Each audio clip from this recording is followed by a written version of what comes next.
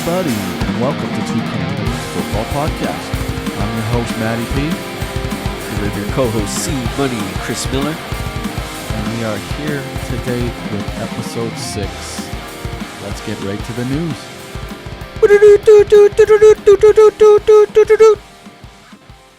So, I don't know if you guys have heard, but Tim Patrick has torn his ACL in practice, and that is a pretty big blow to a Denver offense. Yeah, that's really unfortunate for him. It looked like he was going to have the opportunity to kind of, if you hadn't already noticed him in fantasy, this was probably the year you were going to really notice him. He was probably going to make that jump, having a quality quarterback to help get him over the hump. And this is just really too bad. Bad news for him and for the Broncos. Yep, I had to drop Tim Patrick in a league, a dynasty league of mine. We don't have IR spots there, so it just made sense to fill that roster spot with a rookie or another piece that I could use during the season. Yeah, redraft, he's out. You know how that goes. On to the next piece of news. Irv Smith has injured his thumb. Yeah, he had to have thumb surgery. Literally like the next day. They're saying he's going to be back before the start of the season or for the start of the season. It is his hand, so he's going to be able to stay in shape and work out and stuff in the meantime. But just another injury to go on the long list of Irv Smith reasons for missing time. So hopefully this is not long term though, and he can still have a big season this year. Yeah, tough blow for that offense trying to get in those reps early. But hopefully he'll be ready to go week 1. Third piece of news we have is regarding the Deshaun Watson suspension. Judge Sue Robinson gave Watson 6 games, and now the NFL has appealed the result, and they will get back to the appeal process. The appeal process. Yeah, it's I don't know. I just find it so funny how they try to go the route of not having Goodell be the judge, jury, and executioner, and then so they do that. And they try to, go with full transparency and everything. And in doing so, the judge comes back with a ruling, and they don't like it, so they're going to appeal it. It's so funny. I agree with the judge on something she said about you're continuously moving the goalposts and changing the rules and making them up as you go, basically.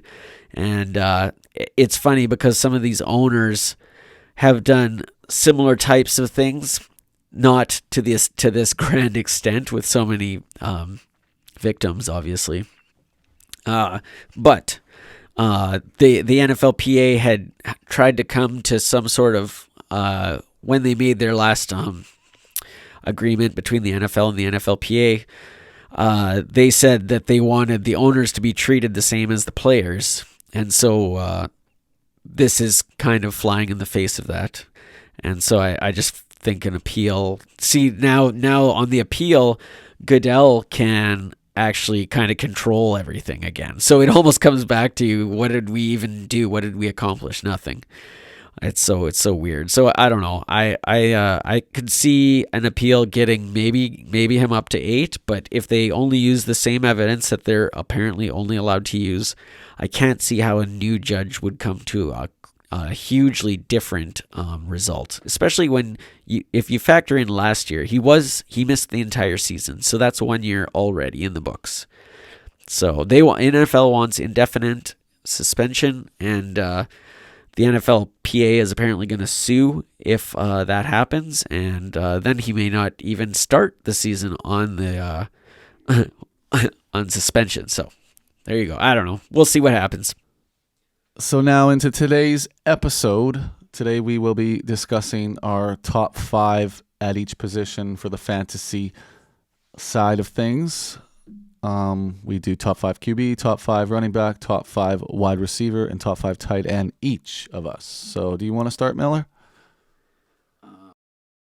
Okay, sure. So do you want to, we'll just do our top 5s each, like go through the top 5 QBs, and then I'll do mine, you do yours. Yeah. Okay. So number 1, I got Josh Allen. I got him on 4,669 passing yards, 38 passing touchdowns, 666 rushing yards, and 8 rushing touchdowns. My number 2, I got Patrick Mahomes with 5,110 passing yards, 40 passing touchdowns, 360 rushing yards, and 3 touchdowns. I got Justin Herbert in at number 3 with 4,994 passing yards, 34 passing touchdowns, 303 rushing yards, 3 rushing touchdowns. Number 4, I got Lamar Jackson, 3,600 passing yards, 25 passing touchdowns, 999 rushing yards, just shy of 1,000, and 7 rushing touchdowns. And finally, coming in at number 5, I've got Kyler Murray, 4,100 passing yards, 30 passing touchdowns, 696 rushing yards, and 5 rushing touchdowns. Very nice, very nice. It's similar to mine. My QB1 is Justin Herbert, 5,260 yards for 40 touchdowns, 14 interceptions, 270 rushing yards, and 4 TDs. Second QB, I have Patrick Mahomes, 5,237 yards, 39 TDs, 13 interceptions, 292 rush yards, and 4 touchdowns. Number 3, I have Josh Allen at 5,127 yards, 5,127, 40 touchdowns, 10 interceptions, 409 rushing yards, and 4 TDs. And I got Joe Burrow. At number 4, I got Joe Burrow at 4,954 yards, 39 TDs, 11 interceptions, 211 rush yards, and 3 touchdowns. Number 5, I have the GOAT, 5,032 yards, 38 TDs, 12 interceptions, 51 rushing yards, and 1 rushing TD. Very nice, very nice.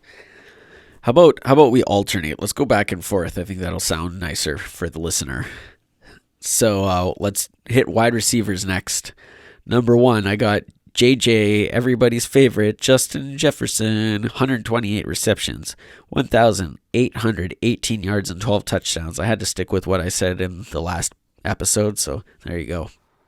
My number 1 fantasy wide receiver is Cooper Kupp, 1,701 yards for 10 TDs and 2 rushing touchdowns. Okay, so that's who I have at number 2. Just behind Jefferson, 120 receptions, 1,666 receiving yards, 12 touchdowns. My number 2 fantasy wide receiver is Devontae Adams at 1,457 yards, 1,457 yards, 11 touchdowns, and 1 rushing touchdown. Way too early. Just kidding. I got at number 3, I got Jamar Chase. Will forever be chasing Justin Jefferson's records. 900. I got him at 99 receptions, 1,420 yards, and 11 TDs on the year. My number 3 fantasy wide receiver is Justin Jefferson at 1,402 yards and 12 touchdowns. All right. Coming in at number 4, I got the Miracle Man, Stephon Diggs, coming in with 100 receptions, 1,376 yards, and 11 TDs. My number 4 fantasy wide receiver is Jamar Chase, coming in at 1,397 yards and 10 touchdowns. All right. And at number 5, with Washington, that's the injury that we never mentioned. James Washington got hurt.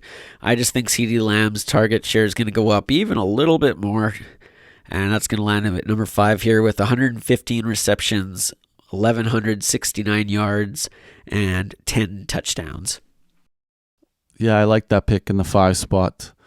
So for my number 5, I tossed tossed out the idea around that it would be Pittman or it would be CeeDee Lamb. So I put in Pittman just for no particular reason. I guess I'm a little biased on him. I'm grabbing him in a lot of leagues. So I got Michael Pittman slotted in at number 5 wide receiver at 1,267 yards, 10 touchdowns, but a boatload of catches. Yeah, I just like to point out there's a few receivers here that you could drop in that top 5. It's pretty tough. There's a bigger tier at the top with lots of good options. So yeah, you can make a case for a bunch of guys. Switching to running back, I'll start first. I got Jonathan Taylor as the number 1 fantasy running back, 1,518 yards, 15 TDs, 52 receptions for 501 yards, and 4 touchdowns through the air. All right, I'm gonna say CMC comes back with a vengeance this year, and say I'm gonna put him at number 1. I got him at 1,200 yards, 8 touchdowns, 900 receiving yards, and 4 touchdowns through the air. CMC making his comeback. Yeah, making his vengeance. Possible comeback player of the year. Yeah, could be. Could very well be. I think he's going to have a lot of receiving yards. So for my number 2 fantasy running back, it would have to go to Najee Harris. I expect him to get 1,231 yards on the ground for 10 rushing touchdowns, 49 receptions for 470 yards, and 5 touchdowns through the air. Okay, yeah, that's pretty good through the air for him. I got, at number 2, I got Jonathan Taylor. I got him at 1,666 yards, 15 touchdowns, 450 receiving yards, and 3 more touchdowns through the air. For my number 3 fantasy running back, I have Mixon with just shy of 1,200 yards, 9 touchdowns, 41 receptions for 381 yards, and 5 touchdowns. All right. Big numbers for Mixon this year. At number 3, I got Derrick Henry. I was a little bit hesitant to put him here because I think there is greater injury risk with him. But if he plays the full year, I can't put him any lower than this. So I'm going to say let's keep some faith and put him here for maybe one more season anyway. I've got him for 1,570 yards this season, 14 touchdowns, 303 receiving yards through the air, and another 3 touchdowns receiving. So for my number 4 fantasy running back, it will have to be Austin Eckler, going for 955 yards on the ground, 6 touchdowns, but a massive 56 receptions for 401 yards and 3 touchdowns. Wow, we both have him at number 4. That's funny. Okay, so with that, I got him at 969 rushing yards, 10 TDs, 747 receiving yards. So I got him even higher up than you on the receiving yards, and 6 receiving touchdowns. For my number 5 fantasy running back, I have Derrick Henry, the Iron Man, got metal in his body. He's a 5 screws apparently in his foot. I think he's going to have another big year. I'll give Derrick Henry 1,187 yards on the ground, 11 touchdowns, a few more catches this year, 31 receptions for 271 yards and 2 touchdowns through the air. All right, coming in at number 5, I had to adjust my expectations for Dalvin a little bit after last week's predictions. After charting out these guys, I tried to be a little bit more realistic about him. I still think he's top 5, but I had to lower the rushing yard total a little bit. I do think maybe they'll try and mix in some of the other running backs a little bit more with the rushing yards, especially with the new head coach and everything. They're just gonna try to keep Dalvin healthy a little bit more. So more receiving and less rushing for him. I got him at 1,204 yards, 12 touchdowns, 604 receiving yards, and 4 touchdowns through the air. Very good, very good. We're kind of all got on a similar path: quarterback, wide receiver, and running back so far. Yeah, definitely. I mean, there's your handful of top guys that are, pretty obvious. the tight ends are pretty cut and dry at the top. Yeah, we'll get to the tight end part of this discussion. For my number 1 tight end, no surprise, Travis Kelce. 1 yard shy of 1,200 yards and 10 touchdowns through the air. Yeah. But a cajillion catches. Yeah. A cajillion catches. Yeah, I put him at 105 catches, 1,269 yards, and 11 TDs. So we both agree that Kelce's in for a massive year. Yeah, barring injury, yep. For my number 2 tight end, I have Mark Andrews. Helped me win a dynasty championship last year. I'm still only like 26, I believe. So I'm giving him 1,255 yards, 12 TDs. I guess it was a toss-up between Andrews and Kelce for my number 1 tight end. So Kelce 1, yeah. Andrews 2 for me. Yeah, I mean, those are your top 2, definitely. I got Andrews just a touch below Kelce. I got him at 96 receptions, 1,111 yards, and 10 TDs. So still a really solid year for him as well. That was your number 2 pick, eh? Yeah, number 2, yep. So for my number 3 fantasy tight end, I have Dalton Schultz. I think last year he finished as the number 3 tight end, but I'm following up that same performance with 1,088 yards and 10 TDs, so a little bit better than last season. Wow, that's big for him. We'll see.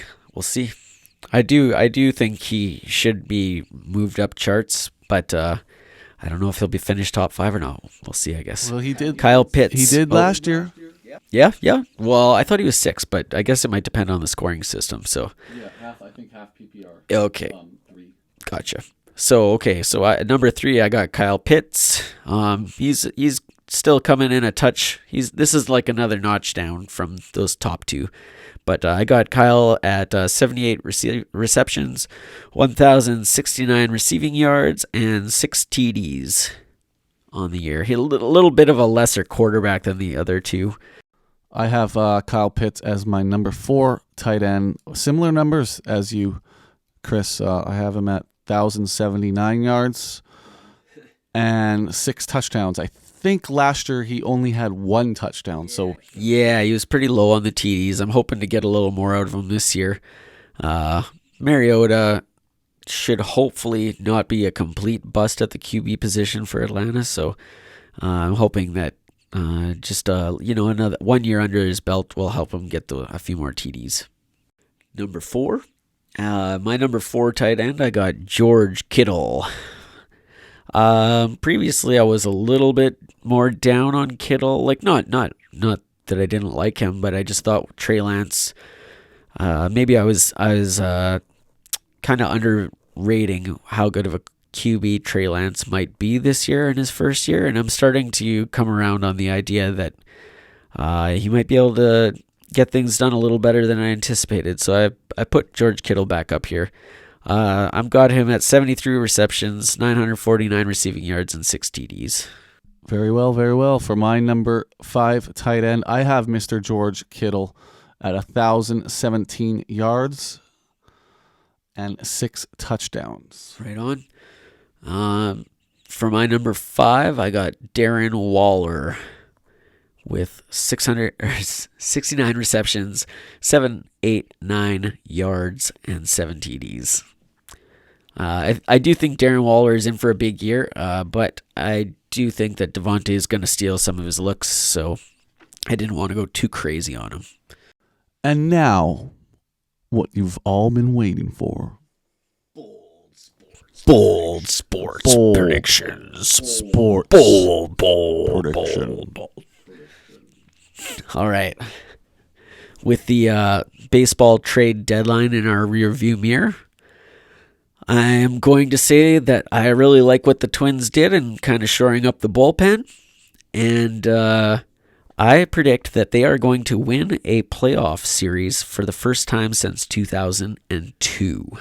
Woo! Get it done. Woo! Get it done. Very bold. Very bold. Couple Very decades bold. in the making. Yeah, and I think that they'll probably win the division, or I'm hoping that's going to be how they have to get in, I think. So I'm hoping that they win the division and get that home field advantage for the first round, take out a wild card team, whoever it is, and then I don't expect them to win the next round against whoever it is, Houston, New York, whatever. I don't think they're quite up to that. But you never know. Baseball is a funny game. Crazy things can happen, so let's go. Have you been to a Twins game? Oh, yeah. I used to go every summer, at least once a summer for, 20 years. I've even seen the Twins in Seattle. Yeah, the new stadium is really nice. I used to go in the Metrodome days growing up, and then now I've been to Target Field, probably 6-7 times ish. It's a really nice ballpark. I recommend it. And for my bold sports prediction, I am going to double down on my CFL team, the Winnipeg Blue Bombers, the defending 2-time in a row champs. 3 years if you count COVID. I'm going to double down, and I'm going to say the Blue Bombers win at least 12 games in a row. They're currently 8-0. I'm about to move to 9 in the dying minute here in this game against the Montreal Alouettes. They come to Winnipeg next week. I'm going to say Bombers are going to go 12-0 at least. Wow. Okay. Right on. So yeah, guys, that is it for episode 6 this time around for the Two Canadians Football Podcast. I'm your host, Matty P. And I'm C-Money. We will see you later. Peace.